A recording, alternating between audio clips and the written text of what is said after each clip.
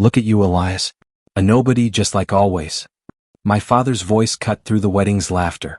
Then his boss stood, pointed at me, and everything changed. I'm Elias Kane, 32, a data analyst who spends nights crunching numbers in a dim office. My father's words at my brother's wedding burned deeper than I'd admit. For years I swallowed his disdain, believing I'd never measure up.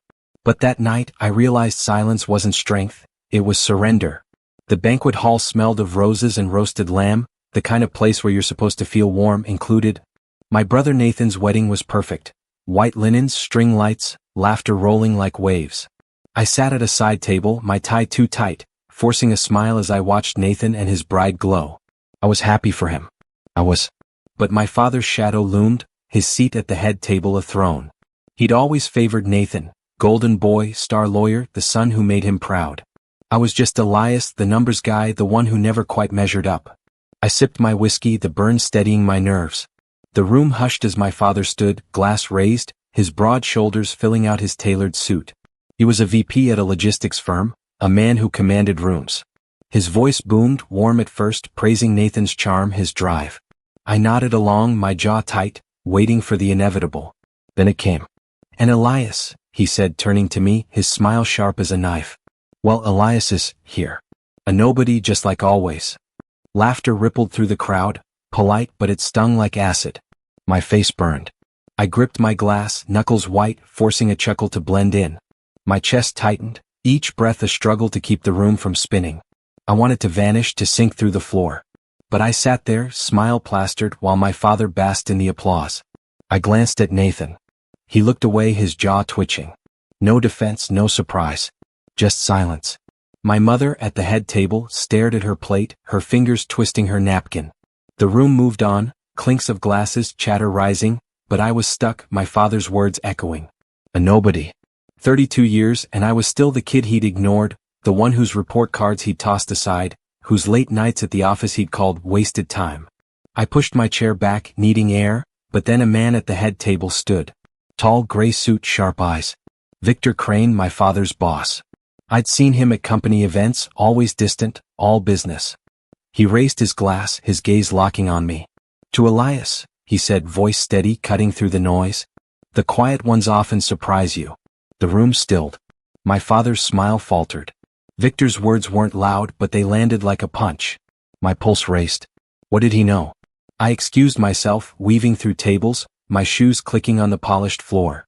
Outside, the night air hit my face, cold and sharp. I leaned against a pillar, my breath visible in the chill, my hands still shaking. A nobody.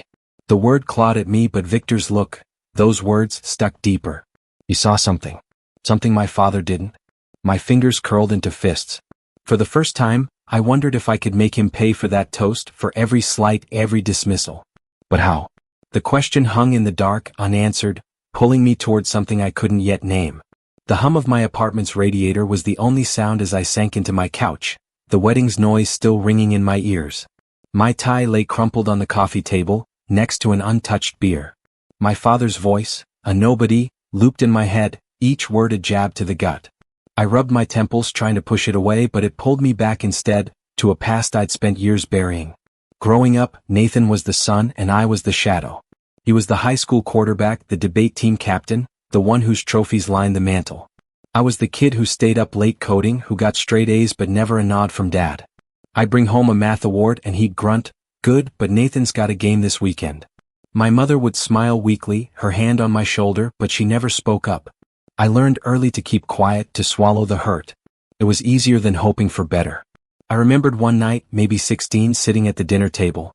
I'd built a program to track Dad's company shipments, hours of work, my fingers cramped from typing. I showed him, my voice shaky with pride.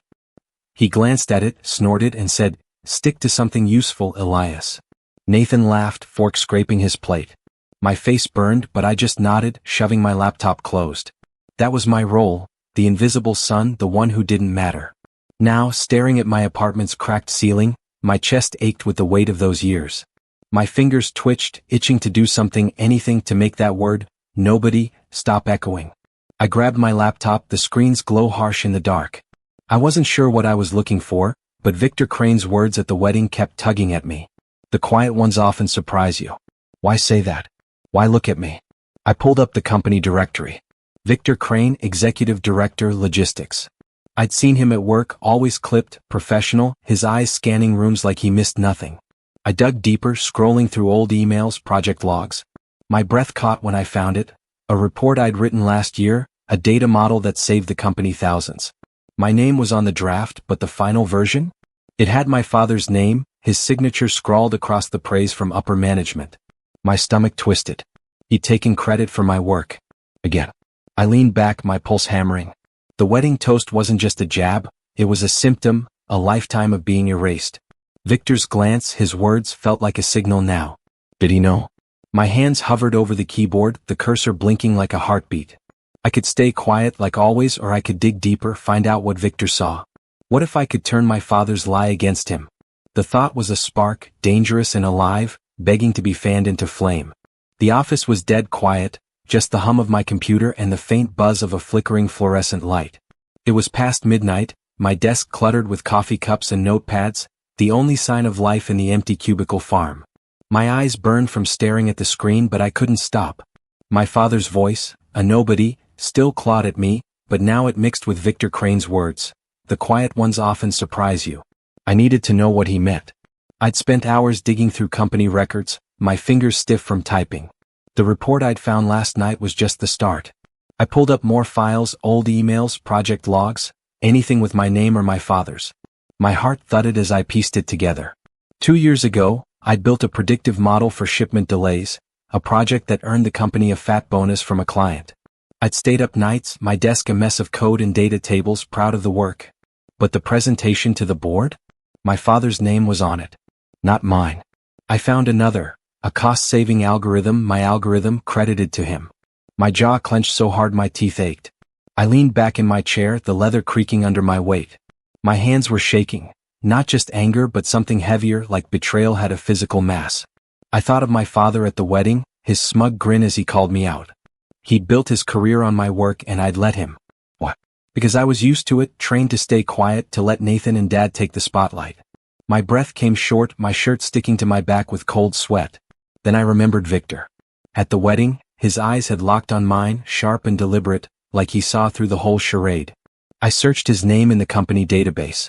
Victor Crane, Executive Director, 20 years with the firm. His profile was sparse, but I found a memo he'd sent last year, praising innovative data work from my department. My work. My pulse quickened. Did he know my father was a fraud? I scrolled through his emails, cautious, my fingers hovering over the keyboard like it might bite. One caught my eye, a reply to my father, short and clipped. Impressive report, John. Curious about the process. Let's discuss. No response from Dad. Victor was fishing and my father dodged. I stood, pacing the narrow space between cubicles, my shoes scuffing the carpet. The office felt smaller, the air thick. Victor's toast wasn't random. He'd seen something, maybe everything. My stomach twisted at the thought of confronting it, of dragging my father's lies into the open. It wasn't just about the wedding anymore, it was every year he'd diminished me, every time he'd claimed my work as his own. I stopped, staring at my reflection in the dark window. My eyes were hard, unfamiliar. Victor knew he could be an ally, or a risk. What if I reached out? What if I showed him the truth?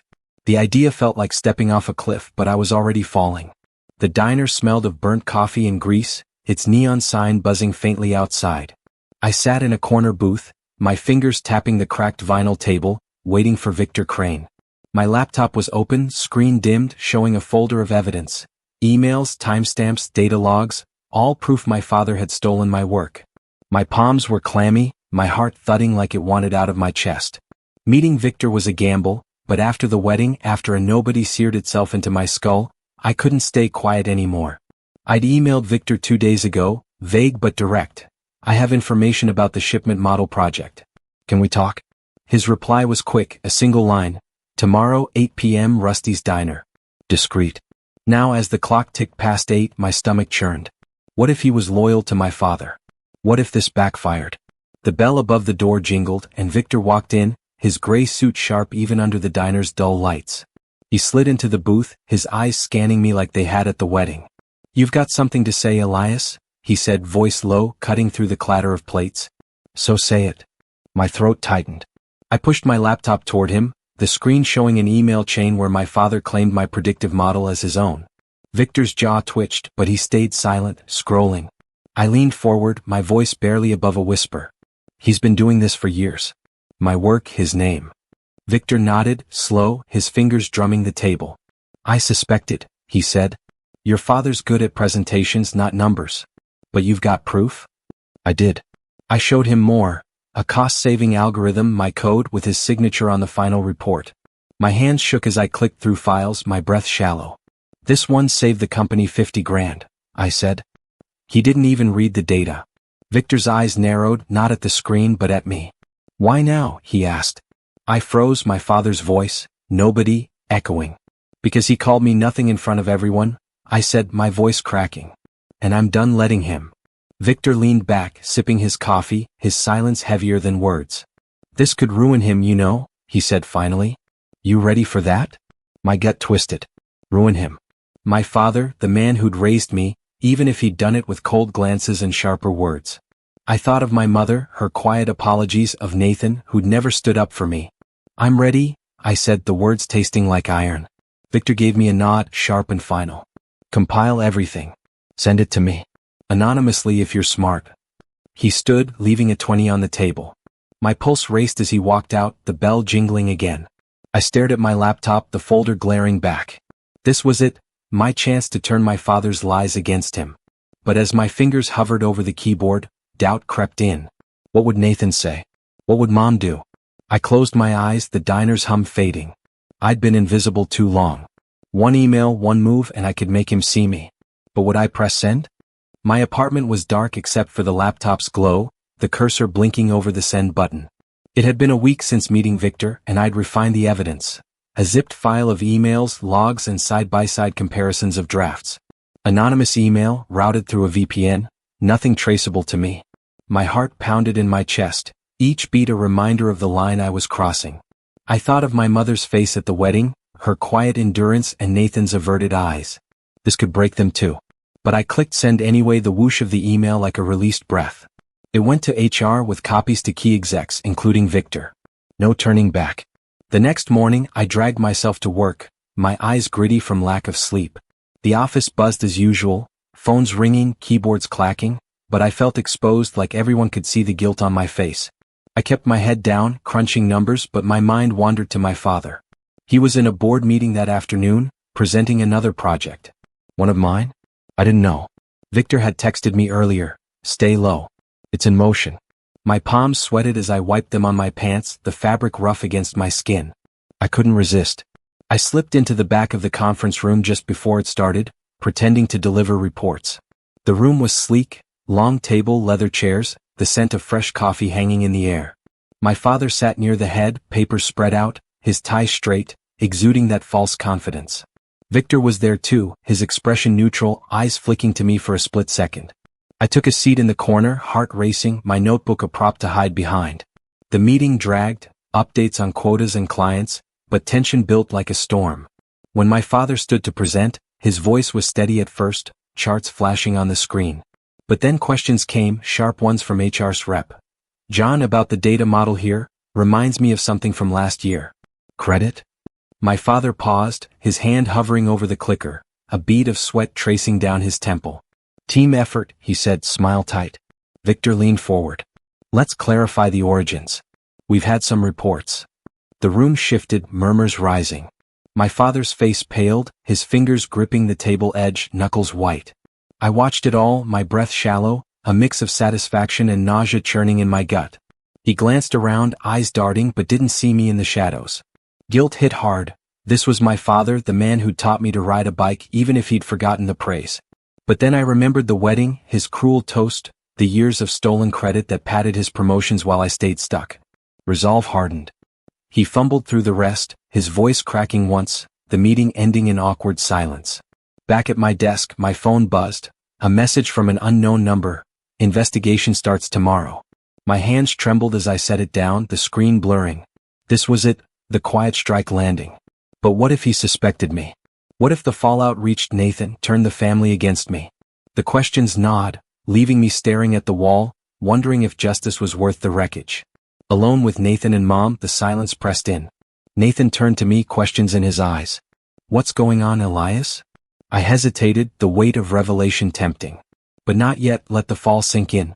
The room felt smaller, walls closing as I wondered how deep the fractures would go. The ballroom glittered, chandeliers casting light across polished tables and black tie suits. The company gala was a big deal. Executives, clients, the kind of night where deals were sealed over champagne. I stood near the bar, my suit new but stiff, my hands steady for the first time in months. It had been 4 months since my father's demotion, 4 months since that tense family dinner where Nathan's doubt cracked open. Tonight felt like a finish line, but my chest still carried a knot of something unresolved. Victor Crane took the stage, his voice cutting through the hum of conversation. I watched from the sidelines, my glass cold against my palm. He spoke about innovation, the company's future, then paused, his eyes finding me in the crowd. Tonight, we recognize someone whose work reshaped our operations, he said, calm but deliberate. Elias Kane, for his data models that saved us millions. The room turned, applause rising, sharp and unfamiliar. My face warmed, not with shame but something else, pride maybe, earned at last. I glanced across the room. My father stood near a corner table, his suit slightly rumpled, his face drawn. No longer VP, just an advisor now, a title that sounded respectable but meant little. His eyes met mine, and for a moment I saw the man who'd taught me to throw a baseball, gruff but present. Then I remembered the wedding, his sneer, a nobody, and the years of stolen credit. My grip tightened on the glass, the ice clinking softly. Victor called me up. My legs moved before my brain caught up, the crowd parting as I reached the stage. He handed me a plaque, his handshake firm, his nod saying more than words. I faced the room, my throat tight, and raised my glass. To hard work, I said, my voice steady, eyes locked on my father. And to those who see it. The applause swelled again, but my father didn't clap. He stood frozen, his jaw tight, a shadow of the man who'd loomed so large. I stepped down, colleagues patting my shoulder, their congratulations a blur. My father stayed in his corner, sipping his drink, alone. I could have gone to him, said something, closure maybe, but I didn't. The gap between us was too wide now, carved by his choices and mine. I thought of Nathan, who'd started calling more, asking questions about Dad's mistakes. My mother, too, had grown quieter, her glances at me softer, like she was seeing me anew. The family was shifting, but whether it would break or bend, I didn't know. As the night wound down, I stood outside, the city air cool against my face. My plaque rested under my arm, heavier than it looked. Victory was mine, credit restored, my name spoken with respect. But it wasn't joy I felt, it was a quiet settling like a storm passing. My father's fall was complete, but it left no warmth, only a strange clarity. I'd won, but at what cost? The question lingered, unanswered as I stared into the dark, wondering if he'd ever face me again. The new office was brighter, with a window that let in the city's pulse, skyscrapers glinting under a gray September sky. I'd been promoted to lead analyst, my desk now a corner suite, not a cubicle buried in the back. The plaque from the gala sat on a shelf, catching light, a quiet reminder of what I'd fought for. 6 months had passed since my father's fall, and the weight of his words, a nobody, had dulled like a bruise fading. But the scars remained, etched in memory, in the way I still tensed at the thought of him.